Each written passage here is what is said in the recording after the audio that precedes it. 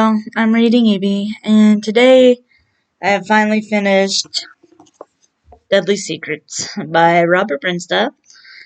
I started it, I think, like February 5th, and it's now March 25th.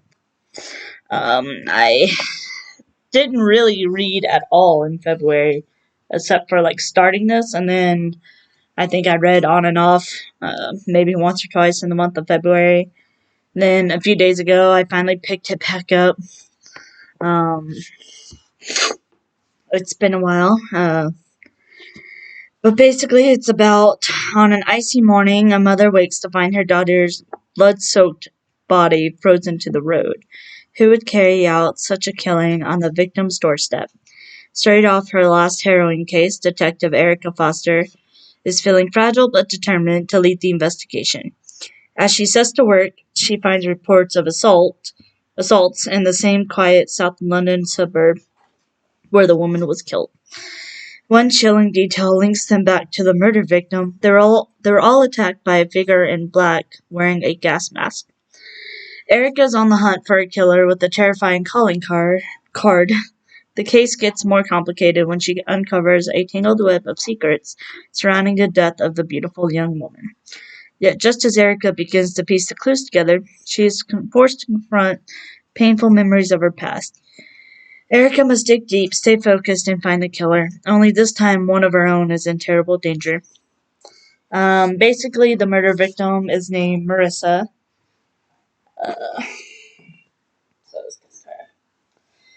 Erica was going to Marsh's for Christmas and was wearing heels, even, but of course, there was a crime scene and stopped and got out for that. Now she's struggling in heels in the snow, so that'll teach her to put extra shoes in the car. Geez, Mandy, Marissa's mother, the murder victim, is something else. Said Marissa was having an affair with a married man. Then they said she was 16. And Mandy's friend said it was rumored to have even happened at 15, starting at.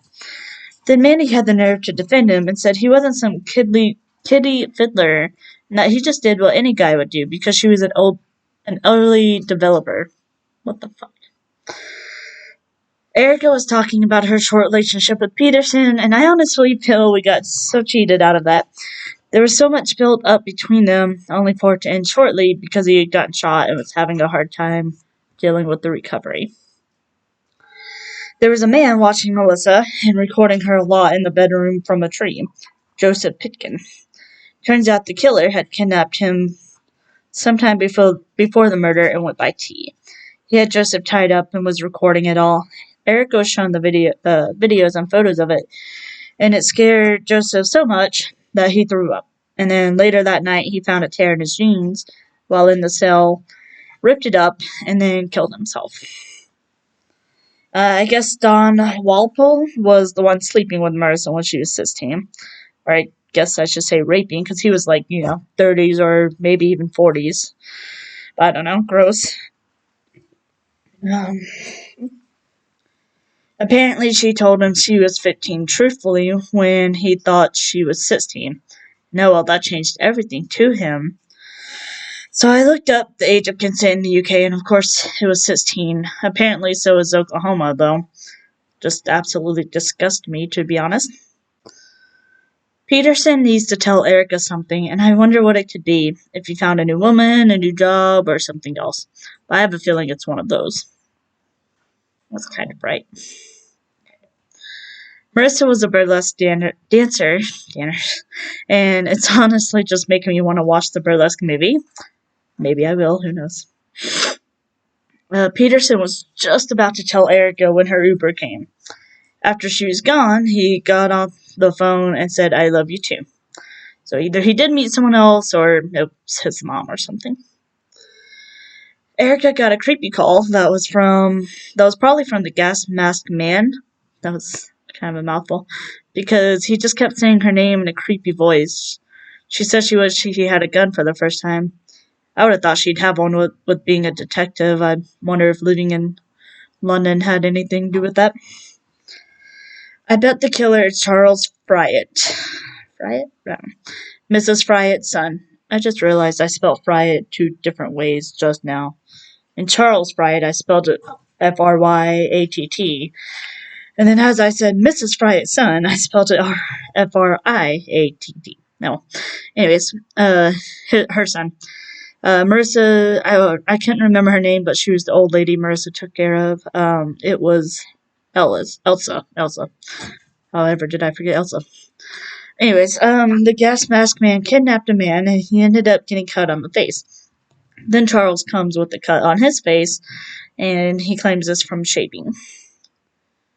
Ivan's wife was talking about where Ivan was the night of the murder. He was one of the suspects and was also sleeping with Marissa, I believe. Or yeah, he was.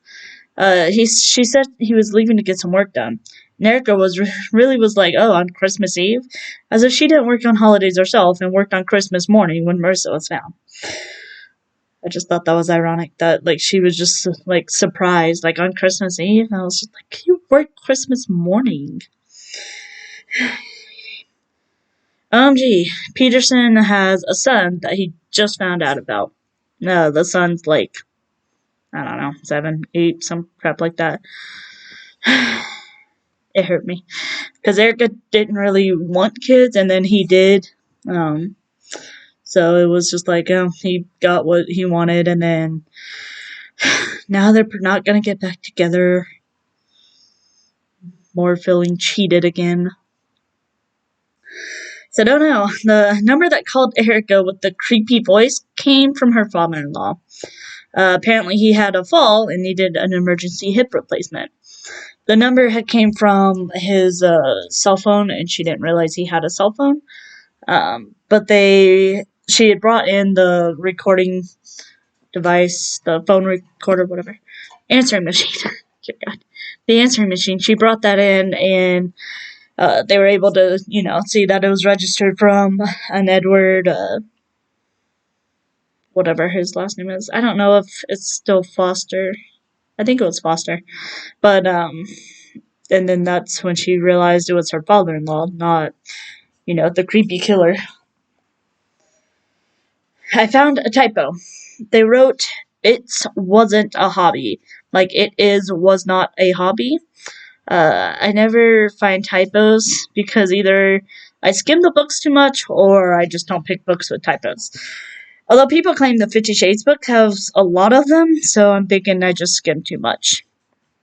Because, like, every time I see, like, in a book thread, and, like, I don't know, unpopular books or popular books that people hate or whatever, they always talk about, like, the poor writing and all the typos and stuff. I didn't notice any, so I guess I'd be skimming way too much in books. Okay, I think it definitely has to be Charles, because one of the cops came into the jewelry store, John McGore, I think is his name, McGorry, I don't know. We met him in, like, Cold Blood or something, but,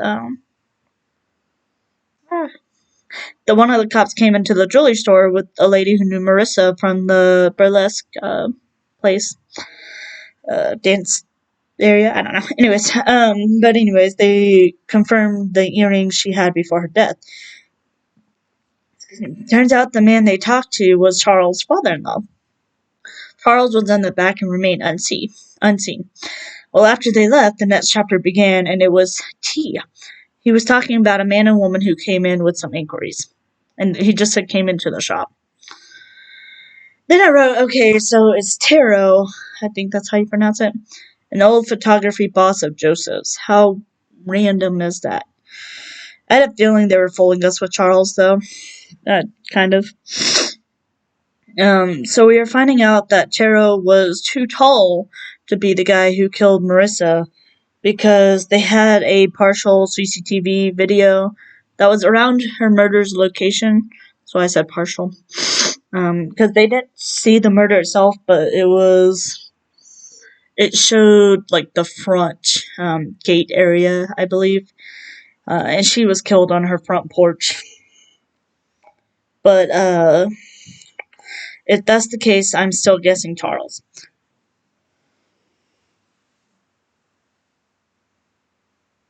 I don't know what that noise is, but okay. Taro is obviously guilty, though, because he did kidnap Moss. tried to kill her. Plus, his DNA was a match for the assault cases they had. I said, oh shit, it was Elsa, Charles' mother. I didn't see that coming because she was 97 years old. Turns out she worked under Hitler, basically, and Marissa found out and was blackmailing her because Elsa was still wanted for war crimes. She had changed her name. Marissa found out and then was blackmailing her. So she killed Marissa and then framed it on tarot because it was the perfect cover. It says up top, to commit the perfect murder, you need the perfect cover. And that was the perfect cover. Also was very racist. Peterson is described as a black man, and she was just like, get your black hands off of me, and blah, blah, blah, and I don't know. And, well, obviously, and she worked under Hitler, so, there's that. She tried to, defend it. She was just like, she's like, they either would have made us work it or, put us in the camps themselves. And freaking Erica got, pissed off at her. She was just, even described wanting to punch her in the face. Because Erica is Slovakia. So, I mean, she obviously felt personal with that. Let me get the sticker off my laptop. Got it off. But, and she was, she asked Erica if she had any family. She said no. She asked Moss if she had any family. Moss was like, yes, she has a wife and a son. And she was like, so if they threaten to take away your son or you... Oh, she's playing with the toy. That's what that noise is. Or, you do what she did, be the guard. And Moss was just like, I would fight for my son. Not, do that kind of thing. Because she was responsible for a lot of people's deaths, of course, and, well, you know all about the Holocaust, I'm sure. But, anyway, she was a guard in Austria. Anyway, so she changed her name. They also found they had a warrant for her stuff, and then that was kind of earlier in the book. Got another sticker off. And this idiot, she killed Marissa with a kitchen knife, cleaned it, and then put the knife back up. And then also the earrings that she had Marissa's DNA on it, and I think the blood too, or something. No, it had sweat on it from her, Elsa, and Marissa. And I don't know. Basically, it proved that she did it. Well, what also actually really proved it was Marissa came from a train stop, and we see this in the beginning of the book before she gets murdered. A group of guys, and mind you, she's also dressed in her burlesque, so of course she's getting attention, all the unwanted attention.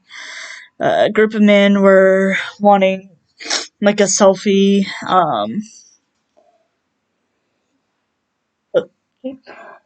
with her, and so she did it hoping they would leave her alone. There was the only reason they left her alone was because there was CCTV of the head. So they left her alone. And then Don Walpole, I think is how you pronounce it, and his wife, Saul, and his wife was an alcoholic, but she had said some not so nice words to her, because, well, Don basically raped her too, but for some reason that was just seen as Marissa's fault, even though she was 15 or... yeah, she lied, said she was 16, but I mean, still a minor. Regardless of what the freaking age of consent is, that just pisses me off. But, anyways, they saw her too.